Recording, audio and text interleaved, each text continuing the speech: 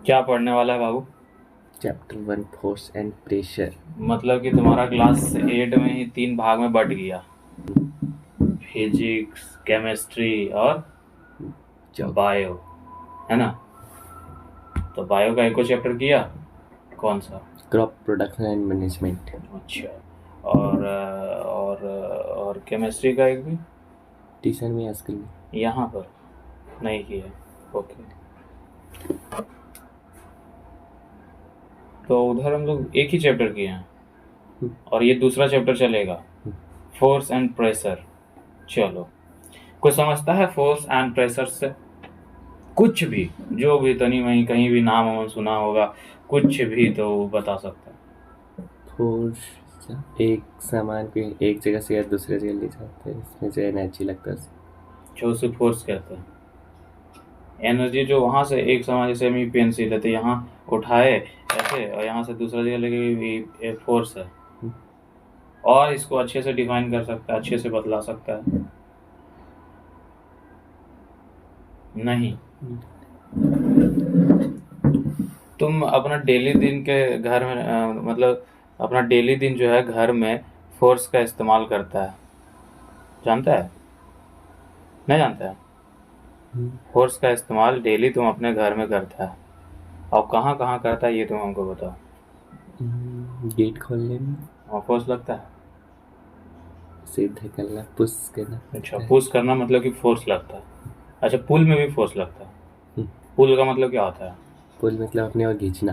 खींचना, सही है। अच्छा चलो ठीक है, ये चैप्टर है भैया, हम जब चैप्टर चालू करते हैं तो उस नाम का मतलब पहले जानते हैं, उसके बाद ही आगे बढ़ते हैं ना। हम्म, तो दो नाम यहाँ पर दिख रहा है हमको, फोर्स एंड प्रेशर। प्रेशर।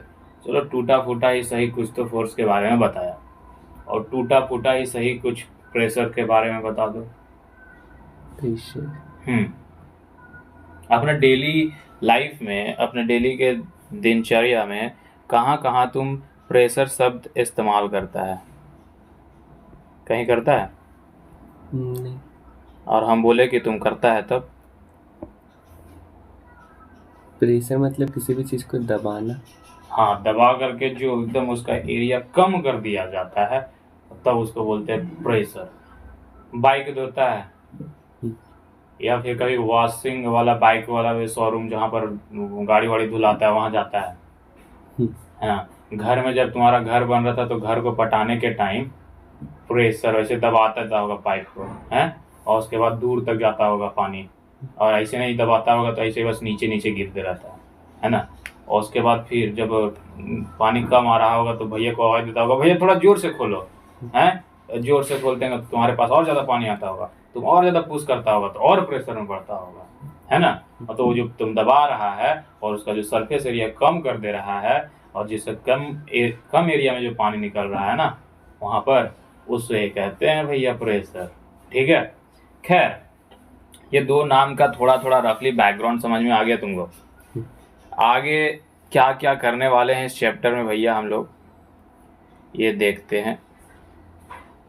ठीक है, तुम पढ़ोगे या हम पढ़े? पढ़ाएंगे तो भैया तुम ही से, खाली हम जो है वो क्या करने वाले हैं यहाँ पर, एक्सप्लेन। यहाँ पर थोड़ा सा देख लेते हैं कि इस चैप्टर में हम लोग क्या क्या सीखने वाले हैं। This chapter you will learn, ठीक है, क्या क्या। पहले तो हम लोग डिफाइन करेंगे फोर्सेस को, और डिस्क्राइब करेंगे इसका कनेक्शन को स्पीड और मोशन के साथ। मतलब कि इस चैप्टर में हम लोग देखेंगे कि फोर्स क्या है और फोर्स का क्या रिलेशन है, ठीक है, किसके साथ? तो स्पीड के साथ, और साथ ही मोशन के साथ। और मोशन क्या होता है, स्पीड क्या होता है, जानता है? स्पीड जानते नहीं। हाँ, तुम कितनी तेज से चल रहे हो उसी को तो स्पीड कहते हैं। मोशन है मतलब कि एक जगह से दूसरे जगह पर जा रहे हो विथ रिस्पेक्ट टू चेंज। ऐसा नहीं है कि टाइम जो है वो स्टॉप है या रुका हुआ है और तुम चले जा रहे हो, नहीं।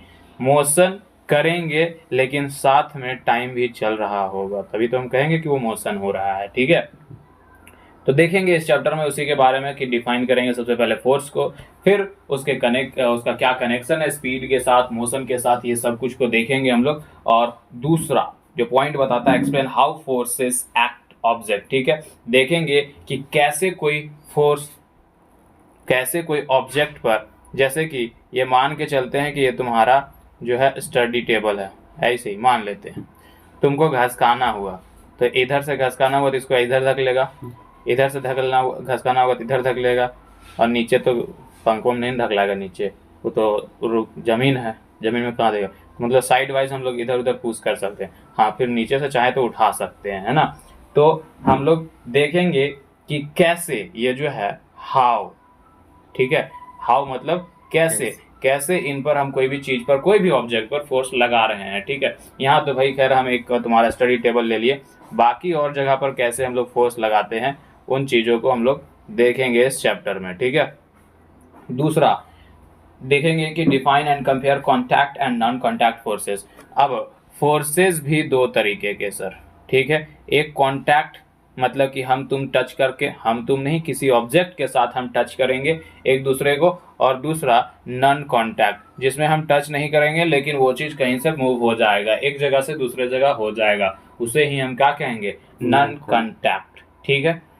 खैर ये सब चैप्टर चालू होगा तो हम लोग देखेंगे ही।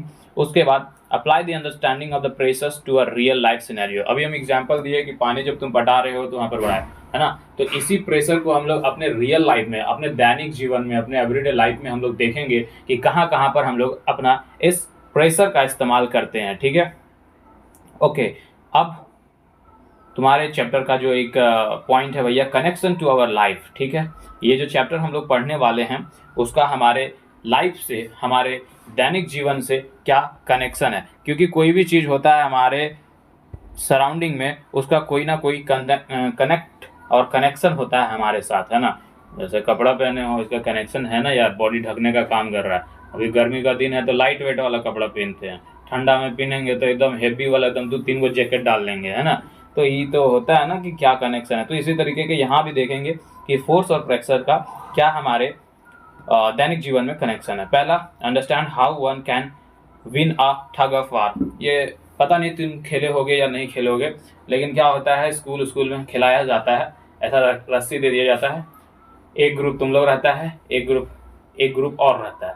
अब बोलता है बाबू लोग पकड़ के खींचो रे, उधर खींचता है, इधर खींचता है ना। लेकिन एक जिधर ज्यादा फोर्स लगाता है, मतलब कि ज्यादा लोग जो खींचता है, जिधर ज्यादा खींचता है उधर, इधर वो लोग भी उधर ही आ जाता है। तो मतलब हम लोग दैनिक जीवन में इस फोर्स को लगा रहे हैं।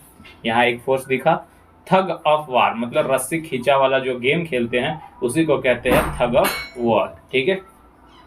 Explain how types are racing and the mountains like are chosen, कहता है, सॉरी टायर्स है। Explain how tyres for racing and the mountains bike are chosen, ठीक है। देखो यहाँ जब फोर्स पढ़ेंगे ना तो यहाँ पर एक चीज और भी पढ़ेंगे हम लोग, फोर्स के साथ साथ एक चीज और कंसेप्ट सीखेंगे, फ्रिक्शन का, ठीक है।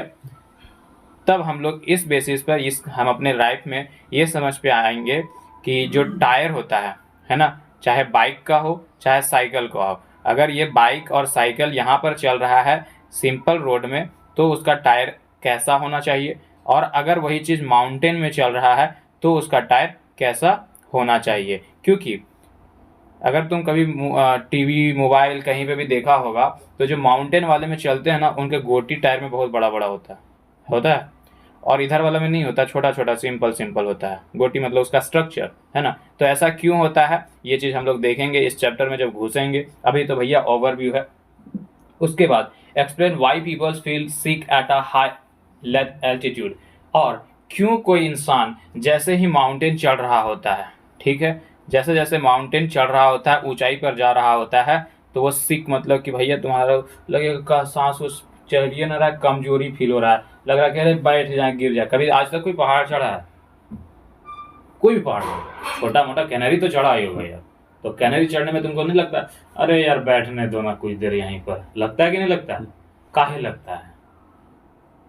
थक जाते हैं, अरे थक जाते हैं वो अलग मैटर है। और एक साथ इसके साथ मैटर देखेंगे कि जैसे जैसे हम लोग ऊपर जाएंगे, ठीक है, तो हमारे पास एयर कम होते जाएगा, और जो एयर का प्रेजेंस हो ना ऊपर तो वो कम होते जाएगा। अभी हम लोग यहाँ आराम से घूमते फिरते हैं, लेकिन नीचे भी अगर दौड़ जाओ, ठीक है, हम लोग पढ़ चुके हैं पिछले क्लास में कि एयर ज़्यादा खपत होने लगता है, ऑक्सीजन तो कम मिलने लगता है, जिसके कारण हम लोग हाँफने लगते हैं। लेकिन वहाँ तो हाँफते भी हैं और साथ में सांस लेने में दिक्कत होता है। क्यों, ऐसा क्यों? ठीक है, वहाँ तो हम धीरे धीरे चढ़ रहे हैं, आराम से चढ़ रहे हैं, फिर भी ये कंसेप्ट देखेंगे इस चैप्टर में हम लोग। ठीक है, उसके बाद तुम्हारा एक और टॉपिक है बिग आइडिया। क्या बोलता है ये देखो, force can change the velocity of an object and the pressure is force acting per unit area. Force कहता है कि हम पर यूनिट एरिया पर, मतलब कि कोई चीज है उस पर कितना सा अमाउंट में उस पर हम प्रेशर लगा रहे हैं, उसी को भैया फोर्स कहते हैं। ठीक है, ये समझना है। जैसे कि अभी अगर हम तुमको इस पेंसिल से चुभोना चाहें, ठीक है, अगर भोगना चाहें तो इधर से ज्यादा नुकीला तरफ से भुकाएगा ज्यादा कि इधर से भुकाएगा? नुकीला वाला, मतलब यहाँ पर इसका सरफेस एरिया कम है ना, इसलिए तुम इजीली से भोगा जाएगा, है ना। खैर कोई बात नहीं, ये हो गया। क्या होने वाला है इस चैप्टर में ये समझ में आ गया? कोई क्वेश्चन किसी भी तरीके का दिमाग में? Okay, let's connect back. चलो पीछे से कनेक्ट करते हैं। पहले जो तुमने क्लास 7 में पढ़ रखा है, क्या पढ़ रहा है वो देख लो पहले। ठीक है, आगे बढ़ते हैं। फिर कहता है in earlier classes you have learn about the speed and the velocity, let us recall this concept, try the following activity. कहता है कि तुमने अपने पिछले क्लास में स्पीड के बारे में पढ़ चुके हो, ठीक है, और साथ ही एक टर्म और था वेलोसिटी के बारे में। ठीक है, तो इसका क्या होता है मतलब ये, चलो अगर भूल गए हैं क्लास 7 से अब 8 में आ गए हैं, और अगर भूल गए हैं तो भैया हम लोग देख लेते हैं। ठीक है, सीख लेते हैं, पहले रिकॉल कर लेते हैं। पूछता है how are speed and velocity similar, speed और वेलोसिटी कैसे सिमिलर होता है। ठीक है, तो स्पीड क्या होता है? Distance upon time. Distance upon time, मतलब कि हम कहें 1 सेकेंड में कितना चल रहा है, या 1 मिनट में, या 1 घंटा में, कोई भी टाइम रेफरेंस ले सकते हैं, उसमें कितना चल रहा है। ठीक है,